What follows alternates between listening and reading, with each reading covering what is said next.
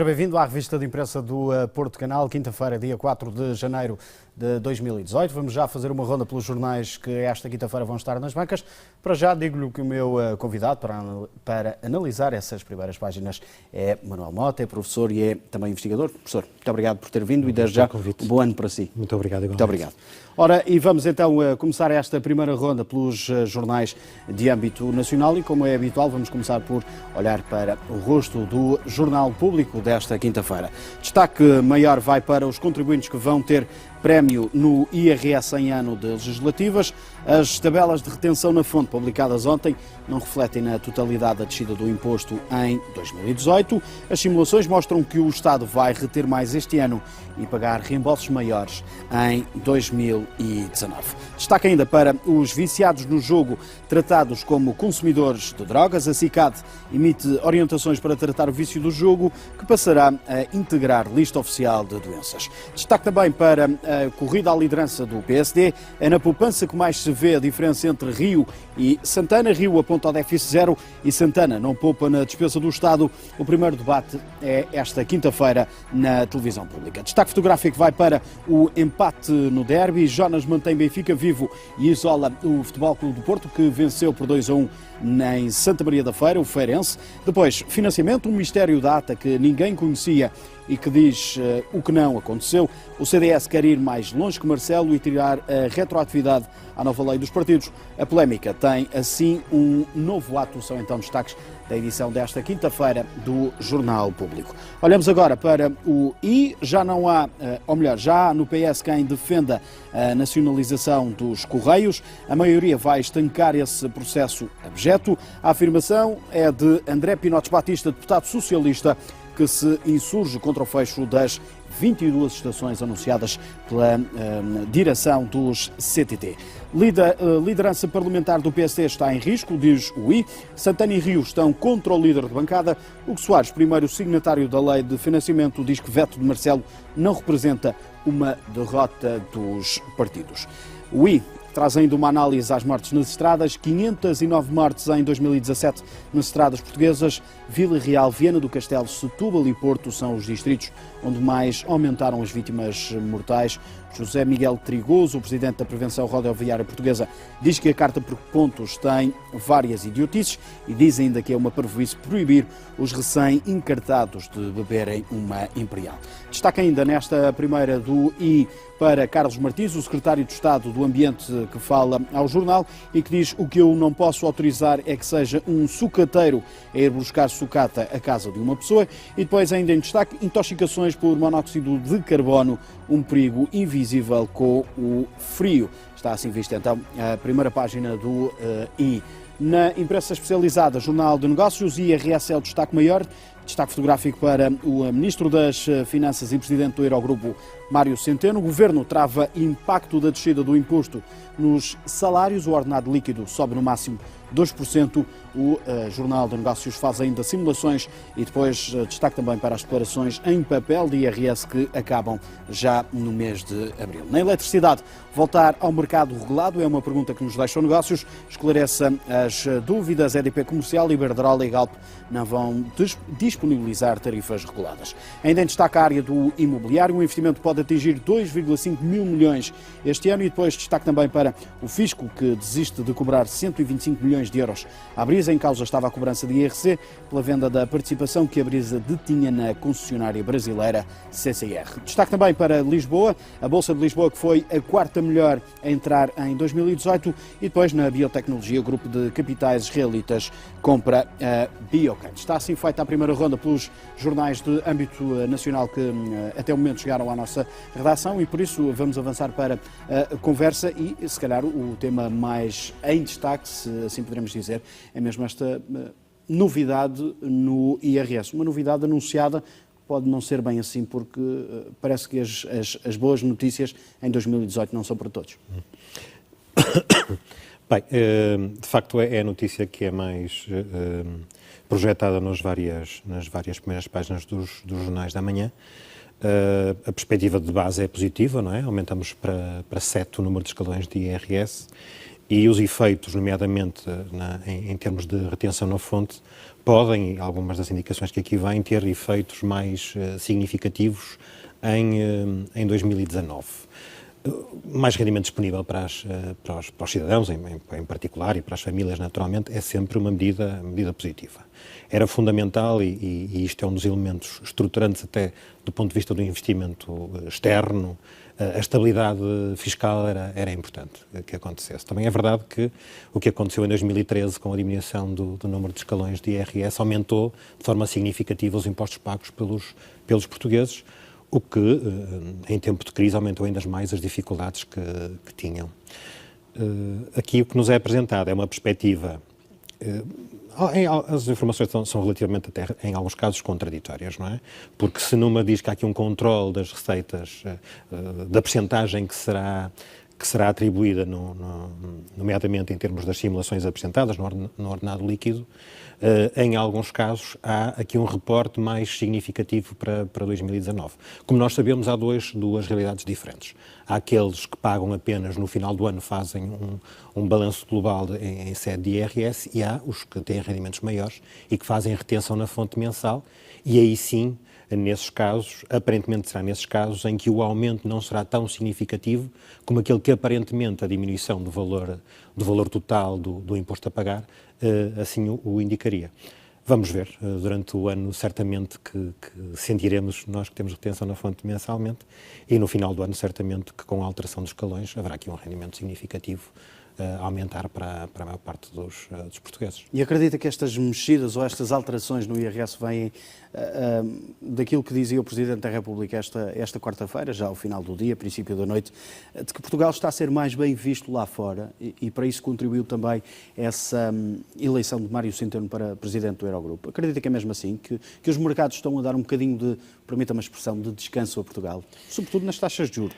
Bem, eu sou sempre muito cauteloso em relação a estas matérias. Nós temos que reconhecer, de facto, do ponto de vista económico-financeiro, os dados de 2017 são muitíssimo positivos, não é?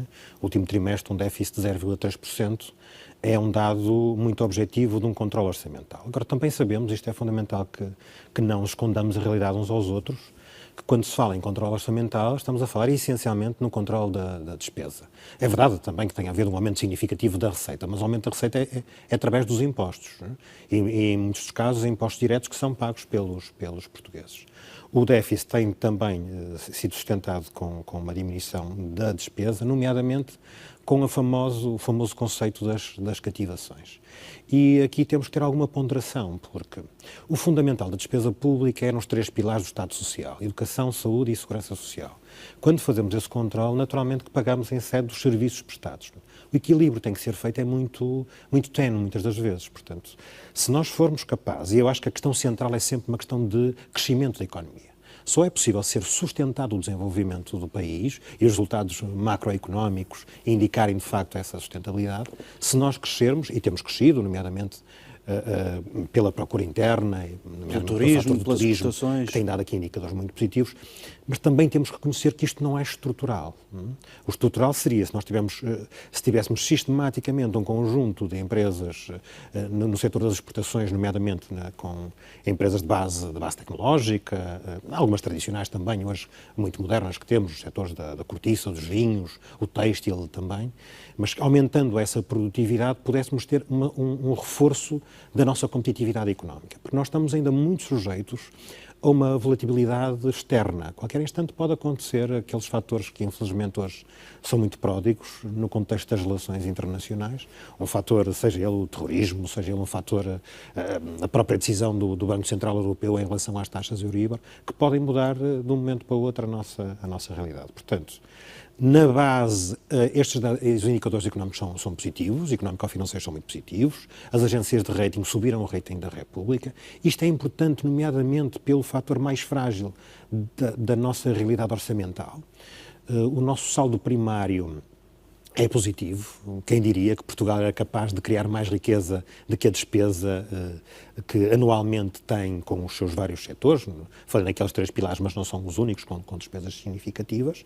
Infelizmente, devido aos juros da dívida, Portugal paga cerca de 8,5 mil milhões de euros de juros de dívida, 4 são encaixados, 4 a 4,5 são encaixados em sedes orçamentais, mas os 4 mil milhões são, o nosso déficit está essencialmente nesse valor, de cerca de 4 mil milhões de euros, e esse valor é resultante do efeito da dívida. Portanto, se nós tivermos aqui, nomeadamente as agências de rating, a reconhecer maior estabilidade económica e financeira do país, temos também, tendencialmente, uma vantagem em sede de juros a pagar.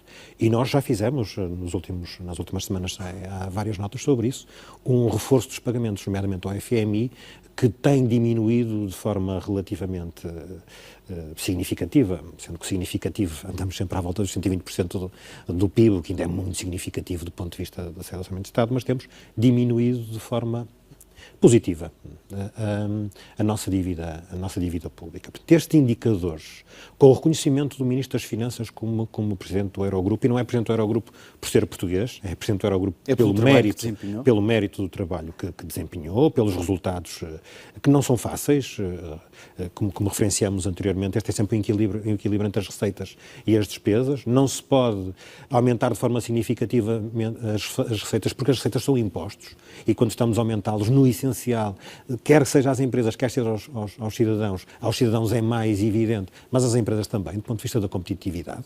E nós sabemos que no contexto internacional, o elemento IRC, nomeadamente a percentagem de IRC, é um dos elementos estruturantes para que as empresas invistam ou não invistam em determinado país. Eu recordo sempre o caso da Irlanda. A Irlanda, quando assinou um memorando de entendimento com a Troika, fez questão de salvaguardar a percentagem de IRC. Baixa num contexto de competitividade externa da sua economia, e esse foi um elemento estruturante da forma como a Irlanda respondeu de forma muito mais imediata para haver esse tal investimento das empresas. Para ter um investimento das empresas que, por sua vez, trazem receita significativa ao Estado, e é essa receita que pode criar instrumentos de competitividade para que se faça o equilíbrio entre aquilo que depois é necessário em sede de despesas, nomeadamente. E eu refiro sempre às despesas sociais, porque são marcadamente as despesas mais significativas em sede de Orçamento de Estado. E já que falamos de empresas, há esta notícia do CTT que vão reduzir. A empresa já veio dizer que não, as comissões de trabalhadores diz que os Correios vão mesmo despedir, e depois há o anunciado fecho de 22 estações. O que é que lhe parece? Sendo que algumas das estações, sobretudo o norte do país, é a área mais afetada, e algumas dessas estações têm movimento, dizem, que justificaria manter essa estação aberta. O que é que lhe parece? Aqui a questão central é que os CTT, apesar de terem sido privatizados, têm um cariz de serviço público. E em muitos casos... Um contrato que vai até 2020, perdão. Quem conhece o país percebe que em muitos locais, em Lisboa, é completamente diferente de fechar 2 ou 3 lojas em Lisboa do que fechar, falava ali em Vila Real, por exemplo, da Câmara de Vila Real. Fechar, acho que tem 2, não é? Fechava uma, portanto, que tem uma relevância muito significativa. Nós conhecemos a realidade hoje do CTT, mudou muito, hoje as novas tecnologias mudaram de forma significativa a nossa relação com o CTT, mas em alguns meios, nomeadamente nos meios mais rurais, essa relação ainda é uma relação muito próxima, nomeadamente o levantamento das reformas, correspondência internacional... Sítios onde o carteiro ainda é visto como um amigo. Onde o carteiro tem ainda uma relação muito próxima com as pessoas, e depois o carteiro muitas das vezes leva um vale para depois ser levantado ou já levou dinheiro dentro seu espaço. Envelope. Portanto, é uma perda. Eu ouvi vários autarcas a falar sobre isso. São perdas, muitas delas fortemente emocionais também. É a sensação de que já perderam o tribunal, já perderam a extensão de saúde, perdem agora a polícia. É uma sensação até de algum vazio social em alguns destes meios. Portanto, é fundamental que se faça. Eu penso que o Ministro Pedro Marques vai ao Parlamento. Já foi chamado ao Parlamento nos próximos dias. O contrato, nomeadamente o contrato de venda, tem cláusulas muito específicas que têm que ser salvaguardadas, e é o interesse público que está em causa, e é fundamental que se encontre aqui uma situação, um ponto de equilíbrio, para se perceber também que eu não sei se todos os portugueses têm consciência, a maior parte terá certamente, que hoje já há vários locais que são uma espécie de postos avançados dos CTT. Há juntas de freguesia, inclusive, que já têm alguns serviços dos CTT e fazem um papel de proximidade em relação às populações muito significativo. É evidente que é diferente termos numa sede de uma junta de freguesia um serviço de apoio, digamos assim, com algumas competências dos CTT, a termos uma loja física com a dimensão, e hoje até com a planóplia de serviços que tinha o CTT. Há aqui uma evolução gradual que tem que acontecer, e e o que mais me chocou nas declarações apresentadas pelos autarcas é que foi uma coisa muito, não foi discutida, não foram envolvidas, nomeadamente os autarcas, que poderiam certamente encontrar aqui soluções mitigadas que permitiriam uma transição pacífica. Foi uma decisão tomada no gabinete da direção. Provavelmente apenas naquela lógica que nós vemos, infelizmente, a maior parte das grandes empresas, dos grandes investimentos económicos, apenas com uma visão puramente economicista.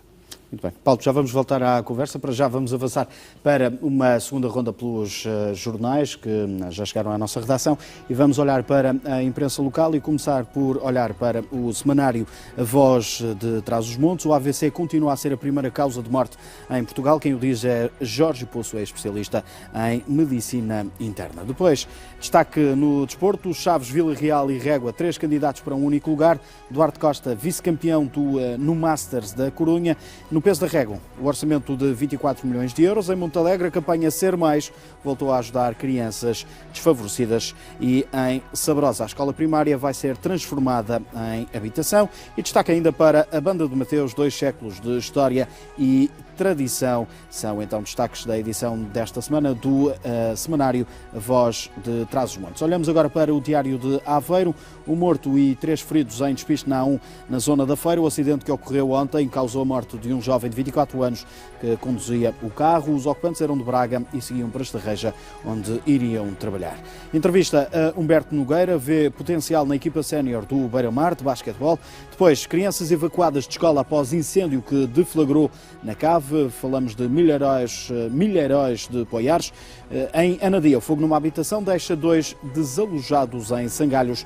E depois, na área da cultura, Tiago Betancourt canta o amor e Rui Veloso os parabéns. E destaque fotográfico vai para o Governo, que está a ser chamado a resolver os problemas da colónia agrícola. Há várias árvores em risco de tombar na mata da Gafanha da Nazaré. São então destaques da edição desta quinta-feira do Diário de Aveiro. Avançamos para o Minho.